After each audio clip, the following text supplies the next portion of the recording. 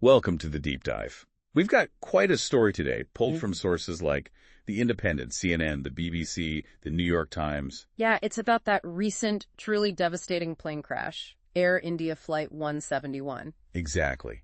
But woven through that tragedy is this almost unbelievable account of the single person who survived. The sole survivor. It's incredible. So our mission today is to really unpack this. Look at the crash, the human impact definitely, but really focus on how one person, the man in seat 11A, actually walked away from it all. It really does make you think about, well, the randomness of it all. You have this massive loss of life, hundreds of people gone in an instant. And then one person emerges. Right. And the sources, they give us different angles, the technical side, the pilot's final words, the awful wait for the families. All contrasted with what the survivor himself said happened. Yeah. Quite a picture. It is complex, tragic, and then this element of almost unbelievable luck or chance. Okay, let's start right at the moment of disaster. The flight was Air India 171, a Boeing 787 Dreamliner. Heading from Ahmedabad in India to Gatwick, yeah. That's right. And the timeline is just incredibly short. It crashed seconds after taking off from Ahmedabad's airport, Sardar Vallabhbhai Patel International. Just seconds. The sources say it happened Thursday, June 12th, 2025. And the impact? Immediate, horrific. It came down straight into buildings, a residential area right near the airport. Yeah, it hit the BJ Medical College hostel, among other buildings, and just erupted in a fireball. The descriptions are stark, thick smoke, total devastation. It's being called the worst air disaster in, what, a decade? That's what the sources say. 242 people on board, passengers and crew. But the death toll is higher, at least 270 confirmed, because it hit that residential area. Yeah, dozens of people killed on the ground, too. Just awful. And those last words from the pilot, really unsettling. Aviation officials released them. ATC got them moments before they lost contact. What were they again? Something like, thrust not achieved, falling, mayday, mayday, mayday. Fragmented, but terrifying. Wow. It paints a picture of immediate critical failure right at takeoff. Exactly. Trying to climb and then... So the crash itself, sudden, catastrophic. And the aftermath. Pure chaos, according to the reports. Thick smoke, debris everywhere, whole streets just in shock. Emergency services scrambled, obviously. But facing just a horrific task. Yeah, the recovery effort was incredibly grim. Finding remains was hard enough, but many victims were badly charred. Making identification impossible, at least initially. Right, so it immediately became this painstaking forensic job. DNA matching, dental records, that kind of thing. Which means, for the families, just an agonizing wait. The sources describe dozens waiting outside hospitals, distraught, desperate for news. Oh, the individual stories are just heartbreaking. You read about Babibahan Bababhai Patni, a grandmother, 70 years old, mourning her grandson. And Ravina Daniel Christian. Her son Lawrence, he'd flown home from London for his father's funeral rites. And was killed on the flight back. Just gut-wrenching. He was only 30. Then there's Mr. Jignesh, waiting for news of his 22-year-old niece. They told him 72 hours for DNA. But then it might be longer, because they were still searching the wreckage. Exactly. And heat damage could affect the DNA samples, too. That 72 hours is just a baseline, really. Imagine that uncertainty. Just waiting. We also read about Khushbu Rajpurohit's family. She was 21, a newlywed, heading to London to join her husband. And they finally identified her days later through DNA. Yeah. And it wasn't just passengers, people on the ground, too, like Mahesh Kelawadia. The music producer, just walking in the area. Yes. And his family is still searching for his remains. He just vanished in the impact. God, that's awful. The scale of it required a massive response, just managing the recovery. The sources mention nodal officers assigned by the government to each family. A point person to guide them. Helps navigate the bureaucracy, I suppose. Yeah. Handing over bodies, arranging transport. They had ambulances on standby from across the whole state. It gives you a sense of the sheer logistics, on top of the emotional toll. And the local community. The BJ Medical College, where the hostel was hit. Students displaced, doctors, staff losing friends, colleagues. A scar on the community, definitely. So, amidst all this, the hundreds lost, the waiting families, the recovery, there's this one story that seems almost impossible. The miracle in seat 11AA. That's really the core of our deep dive today. Right. The sources all agree.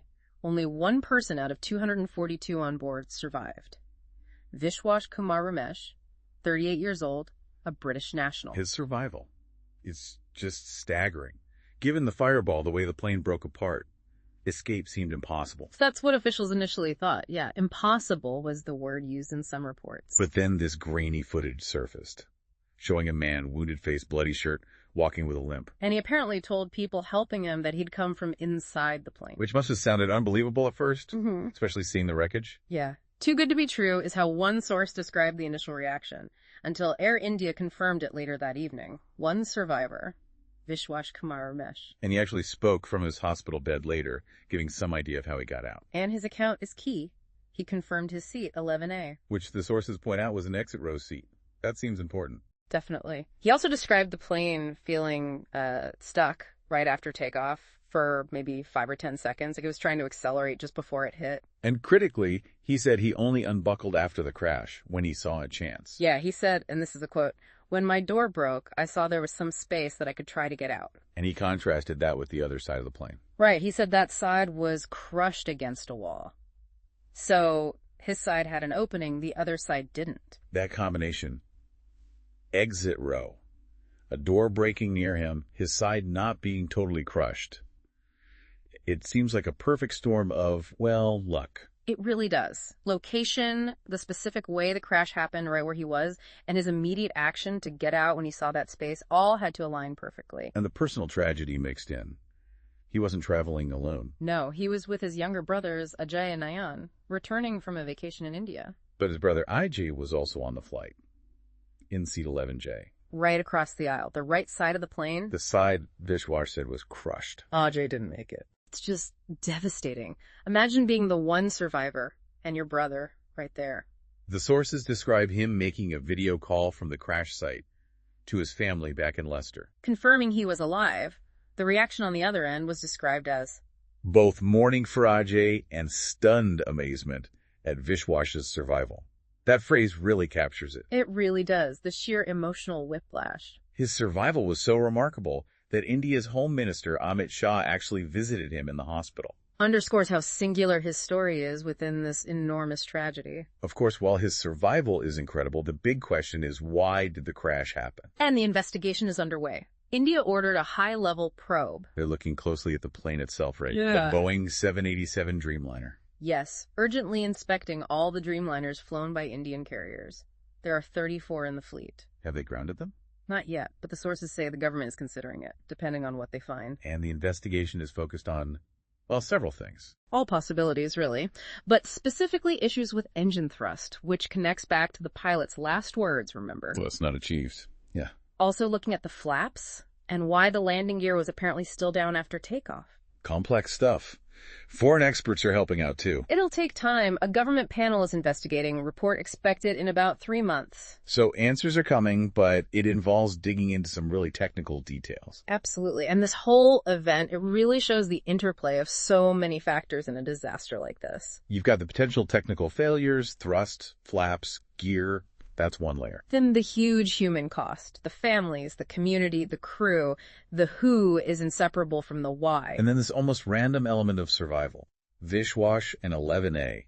Exit row, door breaks, space appears on his side. It really highlights how chance and circumstance play a role. His specific location, the exact way the plane impacted, his quick thinking. It feels like survival hinged on inches, on seating, on the physics of the impact at that exact spot. A stark contrast between the widespread devastation and this single point of escape. It makes you think about the complexity of air safety and how sometimes, despite everything, it comes down to these unpredictable moments. A terrible reminder of the risks, however small they usually are. So we've taken our deep dive into the sources on Air India 171. We've looked at the crash, the pilot's final call, the awful scene, the family's wait, the investigation getting underway. It really focused on that incredible story of Viswash Kumar Ramesh, seat 11A, piecing together how survival was even possible in that context. It leaves you with some big questions, doesn't it? In these extreme moments, what actually decides who lives and who dies? Is it just pure chance, location, quick thinking, or some unrepeatable mix of everything? How do you even process that randomness? Hearing Viswash's story alongside the hundreds lost, including his brother, just seats away. Yeah, what does that contrast tell us? About resilience, maybe? About loss, certainly? About how fragile life is? And yet, how incredibly tenacious it can be sometimes against all odds. Definitely questions that stick with you. Indeed. Thanks for joining us on The Deep Dive.